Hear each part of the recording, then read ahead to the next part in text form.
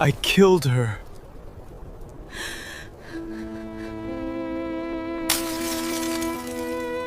The billionaire who hated flowers believed he had killed his own mother for 23 years. But the truth hidden inside an abandoned greenhouse would change everything. Now grab your favorite snack, get comfortable, and let's jump straight into today's story. If you're new here, welcome to the family. If you love emotional stories, unexpected twists, and unforgettable romance, you're in the right place. Before we begin, don't forget to like, subscribe, and turn on the notification bell so you never miss a new story. The explosion of shattered crystal echoed through the Grand Hotel lobby as hundreds of fresh flowers scattered in every direction. White lilies, pink peonies, orchids flown in from Japan, and roses worth thousands of dollars lay crushed beneath polished leather shoes. Employees froze in horror. Guests instinctively stepped back. Even the photographers lowered their cameras, afraid to capture another second of the terrifying scene unfolding before them. "I told every single one of you," the billionaire roared, his deep voice slicing through the silence. "I don't want flowers anywhere near my buildings." Nobody dared answer. A young hotel manager swallowed hard before whispering, "Sir, the florist has already arrived." "Then send her away." The revolving door slowly opened. Instead of the sophisticated businesswoman everyone expected, a young Nigerian woman stepped inside wearing faded denim overalls beneath a cream cardigan dusted with tiny petals.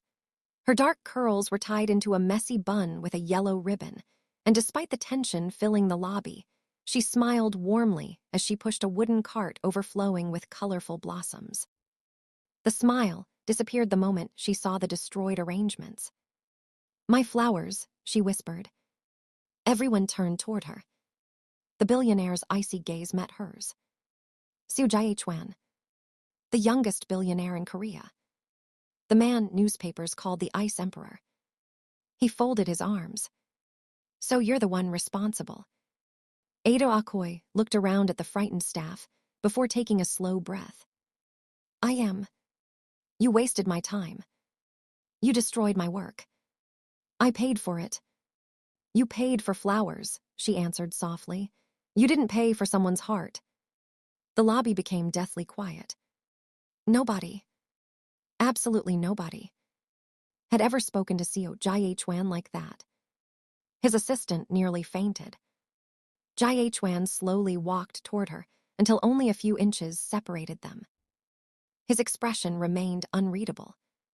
"Do you know who I am?" Ada looked him directly in the eyes. "I know exactly who you are. And yet you're not afraid." She tilted her head. "Should I be? I can close your business before sunset." She nodded thoughtfully. "You probably can." His eyebrows narrowed. "But that won't make you any happier." For the first time in years, someone had answered him without fear, without greed, without pretending. She simply sounded sad. Ji-hwan stared at her for several long seconds before saying coldly, "Leave."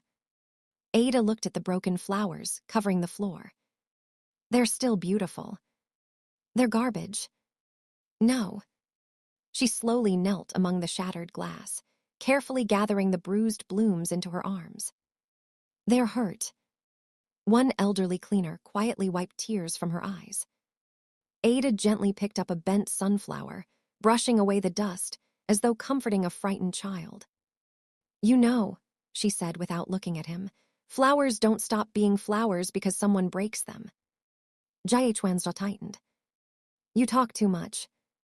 My grandmother says silence is only useful when kindness has already spoken."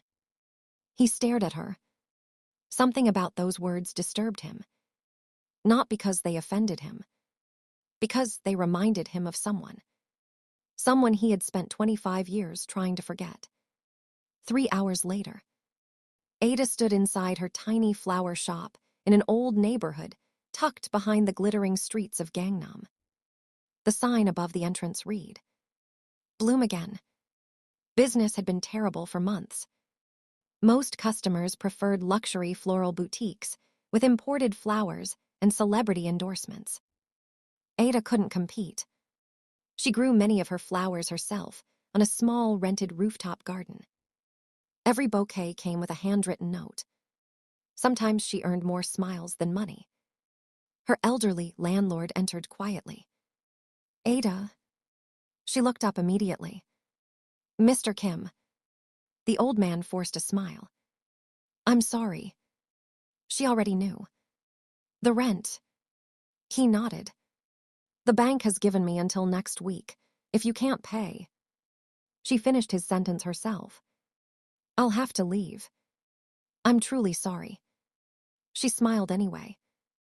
You've already given me 2 extra months. Thank you.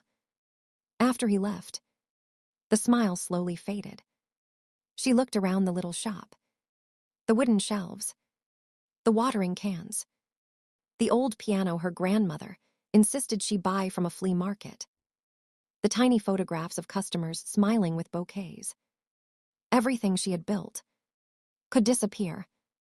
She whispered to herself, God, I only need one miracle.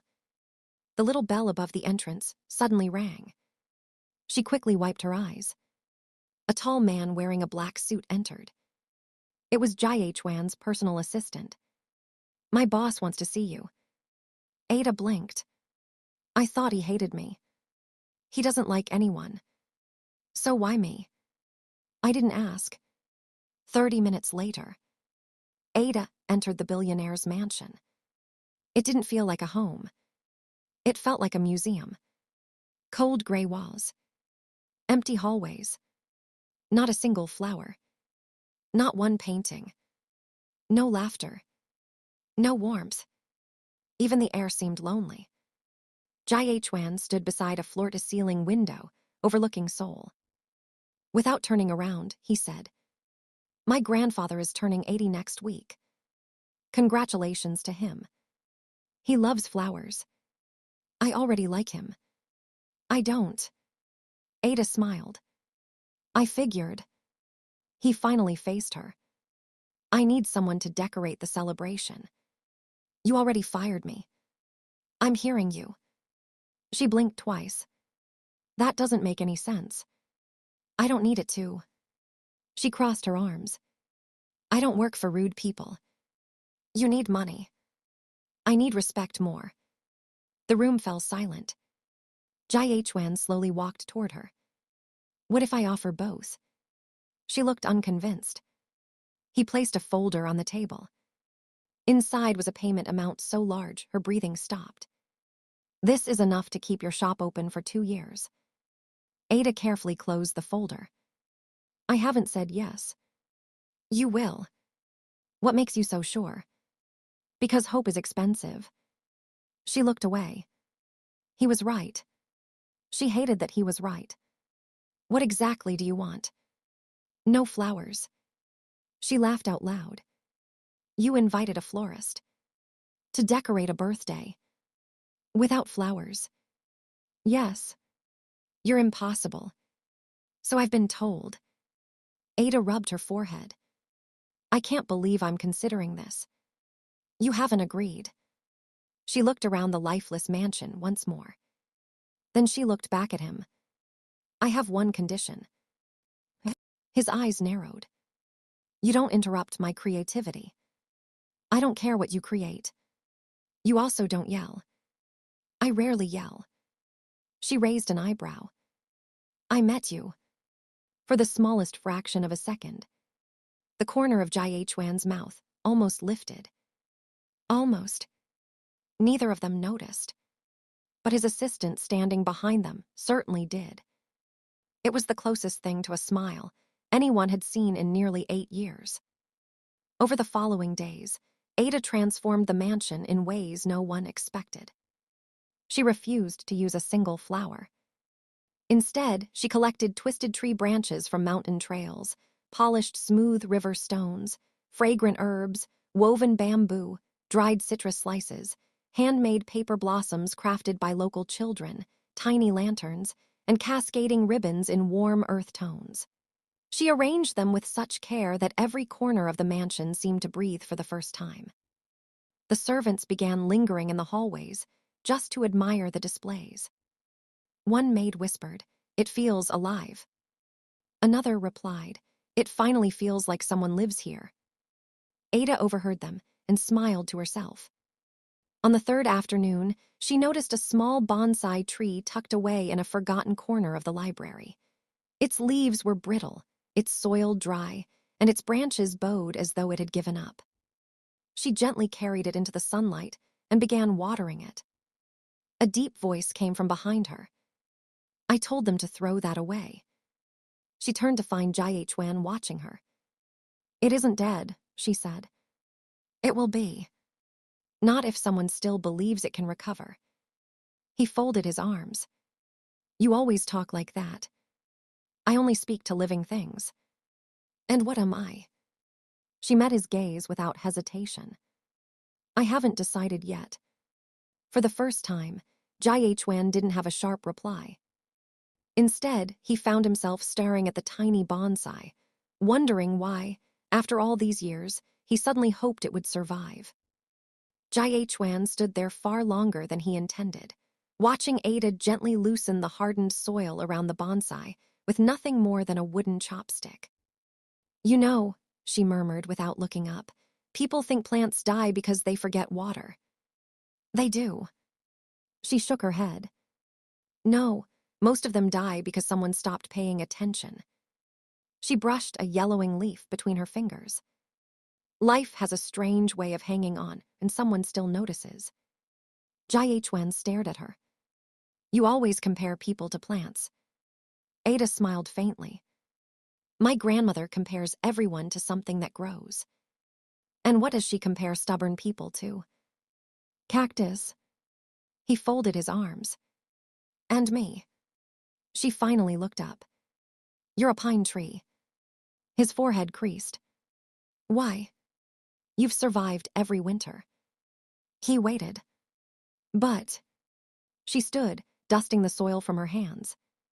"But you've convinced yourself that surviving is the same thing as living." The words landed somewhere he didn't know still existed. Before he could answer, his phone vibrated. His assistant hurried over. "Sir, the board members have arrived." Ji-hwan nodded once before turning back toward Ada. "Stay out of the West Wing." She blinked. "Why?"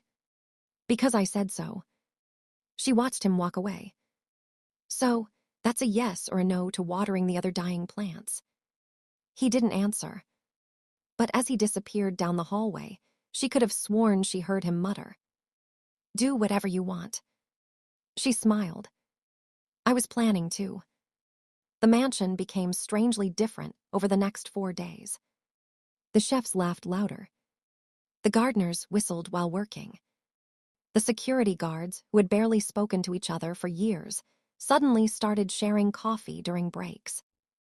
No one understood why, except one elderly housekeeper. She quietly told another maid, "It isn't the decorations." "What is it?" She speaks to everyone as though they matter. One afternoon, Ada walked into the kitchen, carrying a basket of herbs. The head chef immediately frowned. "Miss Ada, you're not supposed to be in here." She looked around dramatically. "Oh. What?" "I thought this was where happiness was cooked." Several younger chefs burst into laughter. The old chef tried to remain serious. "It used to be." "What happened?" The chairman's son stopped smiling. Ada looked toward the dining room. "I'll see what I can do." That evening, Ji-hwan returned home after another exhausting board meeting. Every executive had spent 3 hours arguing about profits. No one had mentioned people, only numbers. He loosened his tie as he entered the hallway. Then he stopped. Soft piano music floated through the mansion. Impossible. Nobody ever played the old piano. He followed the melody. Ada sat alone in the corner of the living room, playing an old African hymn her grandmother had taught her as a child. Her fingers moved gently over the worn keys. She hadn't noticed him. The melody wasn't perfect, but it was honest. When she finished, she looked up and jumped slightly. Oh, you play. A little. You never mentioned it. You never asked. Silence settled between them. He glanced at the piano. My mother used to play. Ada's expression softened. So that's why it's still here. It hasn't been touched in 23 years. She slowly closed the lid. I hope she would have liked hearing it again. Ji-hwan looked away. I don't remember her voice. Ada didn't speak immediately. Instead, she walked over and stood beside him. You remember enough. No. I can see it. You don't know anything about me. She looked at him gently. I know grief. His breathing became uneven. You lost someone. My parents. His eyes lifted. When I was 16. I'm sorry. So am I. They stood in silence. Not uncomfortable silence. The kind shared by two people who understood that some wounds never completely healed. The next morning, Ji-hwan's grandfather arrived unexpectedly. Chairman Seo was 80 years old, energetic, mischievous, and stubborn enough to ignore every doctor's advice. The moment he entered the mansion, he sniffed the air. It smells different. One servant smiled. Miss Ada has been decorating, sir. The old man laughed loudly. So my grandson finally surrendered. I did not surrender, Ji-hwan replied. You hired a florist. I hired a problem. Ada walked into the room carrying tea. I heard that. The chairman looked at her curiously. So you're the young woman everyone keeps talking about. I hope they're saying nice things. They're saying my grandson argued with you. I won. The chairman burst into uncontrollable laughter. Ji-hwan sighed. I didn't lose. You absolutely did, Ada replied. The old man wiped tears from his eyes. Incredible. What? I haven't seen him argue like a normal human being in years. Ji-hwan pinched the bridge of his nose.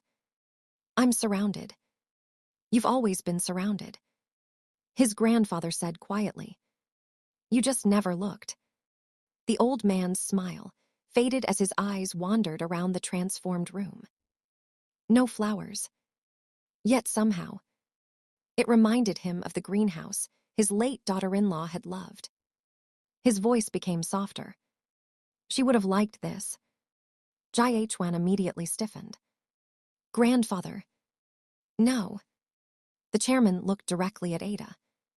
Thank you. She nodded respectfully. I only rearranged what was already here. The old man smiled. No. He looked at his grandson. You rearranged him. That afternoon, the birthday celebration began. Business leaders, celebrities, government officials, the wealthiest families in Seoul filled the mansion. Everyone expected extravagant floral displays. Instead, they found warm lanterns suspended from handcrafted wooden arches, delicate paper blossoms dancing beneath hidden fans, citrus and cedar fragrances drifting through the halls, and living green vines climbing elegant bamboo frames. Guests couldn't stop taking photographs. One woman whispered, "This is more beautiful than flowers." Another nodded. It feels personal. Ji-hwan overheard every compliment. He found himself searching the room. Not for investors. Not for reporters. For Ada. He spotted her, helping one of the elderly servers carry heavy trays. She could have ordered someone else to do it. Instead, she carried them herself. His assistant stepped beside him. Sir. What? You're smiling. His expression disappeared instantly. I'm not. You were. I was. The assistant wisely chose silence. Just as the evening reached its happiest moment, the front doors burst open. A sharply dressed man walked inside, surrounded by several lawyers. His smile was charming. Too charming. Ji-hwan's face immediately darkened. Uncle. Kang Min-seok spread his arms dramatically. My favorite nephew. You weren't invited. I rarely wait for invitations. The room grew noticeably tense. Guests exchanged nervous glances. Ada noticed the servants lowering their eyes. Even Chairman Seo's cheerful expression faded. Min-seok spotted Ada almost immediately. And who is this? A florist, Ji-hwan answered coldly. Min-seok slowly circled her. So you're the woman everyone's talking about. Ada extended her hand politely. I'm Ada. Instead of shaking it, he looked at the tiny bracelet on her wrist. A handmade bracelet. My grandmother made it. How simple. Ada smiled. It reminds me where love comes from. His smile disappeared for a split second, then returned. Interesting. As he walked away, he leaned toward Ji-hwan and whispered just loudly enough for Ada to hear. Careful. What do you mean? People with sunshine in their eyes usually hide storms behind their backs. Ada pretended not to hear. But something about the way Min-seok looked at her sent an unexpected chill down her spine. For the first time since arriving at the mansion, she felt as though someone was watching her. Not with admiration, with calculation. And somewhere on the second floor, unnoticed by everyone below, an old security camera silently recorded Min-seok slipping into the locked west wing, the one place Ji-hwan had forbidden Ada from entering. Ada glanced toward the staircase, her instincts whispering that whatever was hidden behind that door had nothing to do with flowers, and everything to do with the sadness she saw every time Ji-hwan thought no one was looking. Ada hesitated only a moment before quietly climbing the staircase after the celebration ended. The west wing was silent, its furniture covered with white sheets that had gathered years of dust. At the end of the corridor, she found a locked greenhouse room preserved behind glass. Inside were charred flower pots, a melted watering can, and a faded family photograph. A little boy stood between his smiling parents, clutching a sunflower. So this is where you've been hiding, a voice said behind her. She turned to see Ji-hwan. I told you not to come here. I'm sorry, she said gently, but I think you've been apologizing to yourself for far too long. His shoulders tensed. This is all that's left of my mother. Ada stepped closer to the old photograph. You still blame yourself. I started the fire, he whispered, his voice breaking for the first time. I knocked over a lantern while chasing a butterfly, if I hadn't. You were a child. I killed her. Before Ada could answer, Chairman Seo appeared in the doorway, tears filling his eyes. No, son. Both of them turned. The old man held out a worn envelope.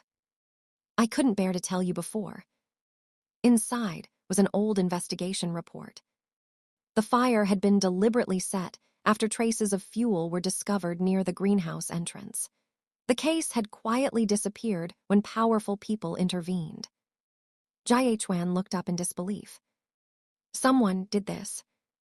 The chairman nodded slowly, his gaze filled with sorrow. I always suspected my own brother, Min-seok. He wanted the land beneath the greenhouse. I was too weak to expose him. At that moment, security guards rushed upstairs. Sir, we've reviewed the old security archives and tonight's recordings. Mr. Min-seok tried to remove documents from the West Wing before leaving. Ji-hwan closed his eyes, years of crushing guilt falling away in a single breath. When he opened them again, he looked at Ada. You were right. She smiled through tears. You didn't hate flowers. He shook his head. I hated myself. Weeks later, after Min-seok was arrested and the truth became public, Ji-hwan stood before the restored greenhouse with reporters waiting for a statement.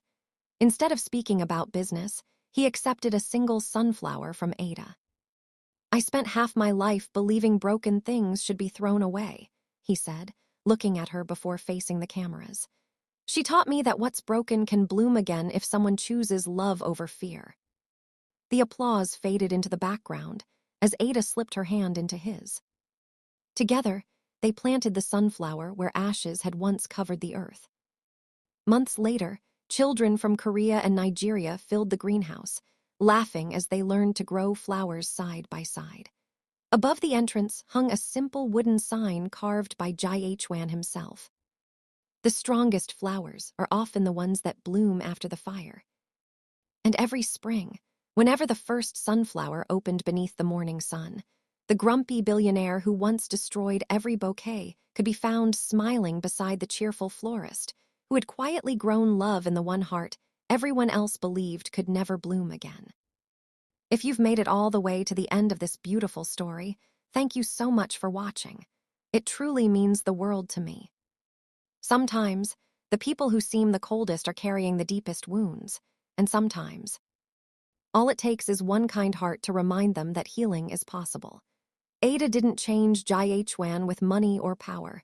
She changed him with patience, compassion, and the courage to see the person hiding behind the pain. Now I'd love to hear from you. If you were Ada, would you have stayed to help a man as cold and difficult as Seo Ji-hwan, or would you have walked away after he destroyed your flowers? Tell me your answer in the comments. I read as many of your comments as I can, and I'd love to know what you think. If this story touched your heart, don't forget to like this video, subscribe to the channel, and turn on the notification bell so you never miss another emotional Afro-Korean cinematic love story. Share this video with someone who needs a reminder that even the most broken hearts can bloom again. Until our next story, stay kind, keep believing in love, and remember, sometimes the most unexpected love stories become the ones we never forget. Thank you for watching, and I'll see you in the next one.